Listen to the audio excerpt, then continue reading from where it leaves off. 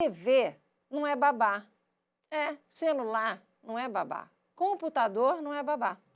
Esse é o alerta da pedagoga Ariela Vanner. Ela tem usado as redes sociais para fazer desenhos e ilustrações e alertar os pais sobre essa situação de educação infantil, principalmente nessa época de pandemia.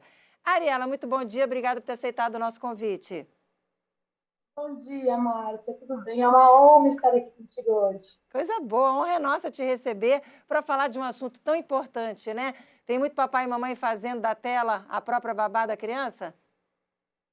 Isso, especialmente na pandemia, né? Já era algo que estava fugindo do controle antes desse período complicado, e agora os pais muitas vezes se veem sem recursos, né, para entreter essas crianças, como se eles fossem responsáveis pelo entretenimento 100% do tempo da criança, né? E aí acaba ficando com pena, tadinho, não tem com quem brincar, não tem o que fazer, e aí dele tela, dele tela.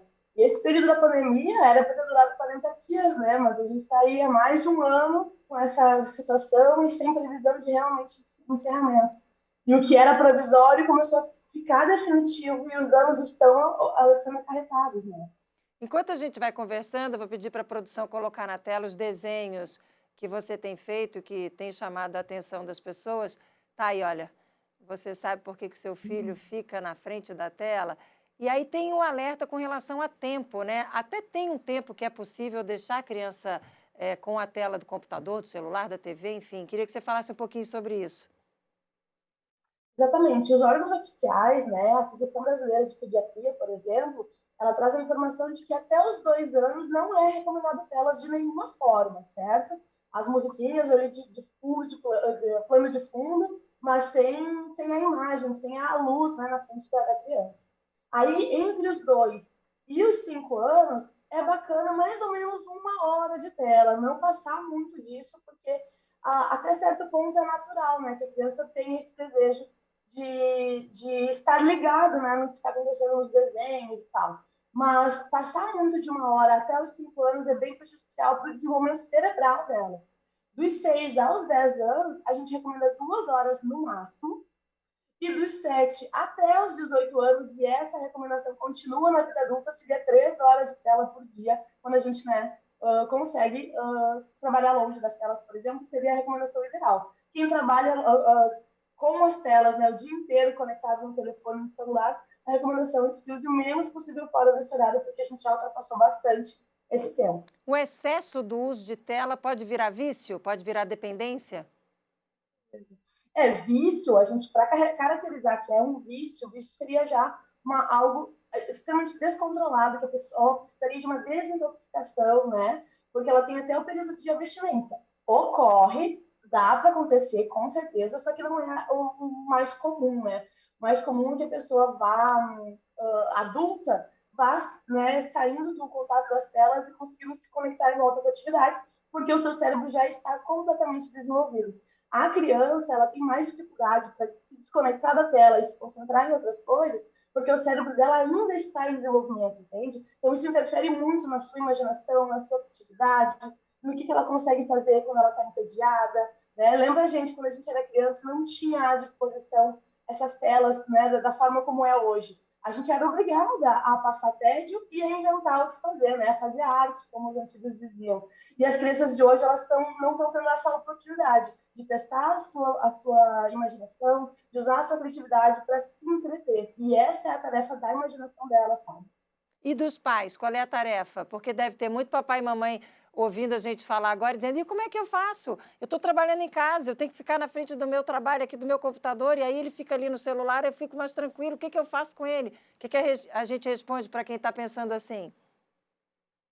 Bom, eu entendo que é difícil. O primeiro ponto, a gente sabe que não é fácil, né? Não é mágica, não tem algo que você coloque, alguma outra atividade que você coloque a criança e ela fica tão hipnotizada igual as telas. E é justamente essa hipnose que acontece, né, entre aspas, com as telas, que é tão perigoso para a infância. Então, a gente não vai conseguir substituir isso por algo igual. O que a gente pode fazer é usar a criatividade, ir no Google, usar as telas a nosso favor e achar atividades que integram a criança. Então, projetos com materiais recicláveis, trazer... a gente tem a ideia sempre de um potinho do tédio. E aí você vai colocando uns palitinhos de sorvete com algumas coisas. Por exemplo, brincar de Lego, brincar disso, brincar daquilo, pular de corda. E aí, quando a criança está entediada, ela pode ir lá no potinho do TED e sortear alguma atividade para ela fazer. Então, a gente tem que estimular a criatividade dela, dar o pontapé inicial, mas o desenrolar da brincadeira, a criança tem que ser protagonista, para que ela use a imaginação dela. Não tenha alguém de babá sempre norteando o trabalho, porque o brincar livre é muito importante para a infância. Você tem usado essas dicas nas redes sociais com o nome de Caminho do Meio. Eu achei bem interessante esse nome, queria que você explicasse por que você escolheu Caminho do Meio para chamar atenção com esses desenhos e ilustrações. A ideia dos desenhos foi justamente essa. O que eu posso fazer nas redes sociais que vai chamar a atenção, que vai fazer com que a pessoa queira entender, queira ler essa mensagem que eu tenho, né?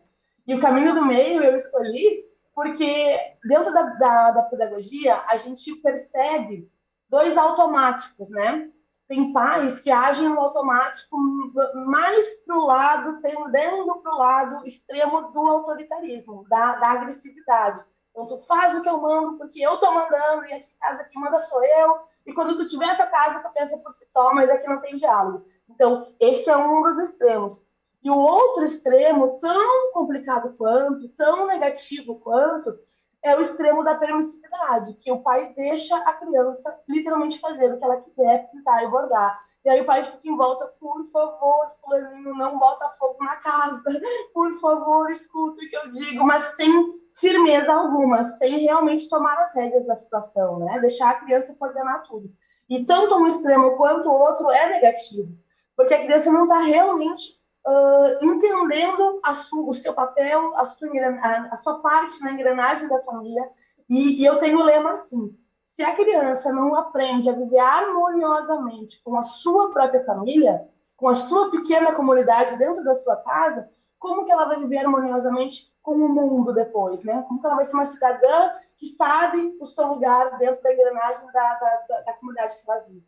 Então, esse é o meu lema. E por precisar achar um caminho do meio, por precisar encontrar, fugir de um extremo e fugir de outro, eu acho que esse nome representa muito esse projeto. Muito bom, Ariela Vanner, muito obrigada, com certeza. Foi muito bom bater esse papo com você. Muito obrigada, um ótimo dia para você e até uma próxima oportunidade. Obrigada pelas dicas. Obrigada pelo convite, querida. Um bom dia. Bom dia para você também. Bacana, né, gente?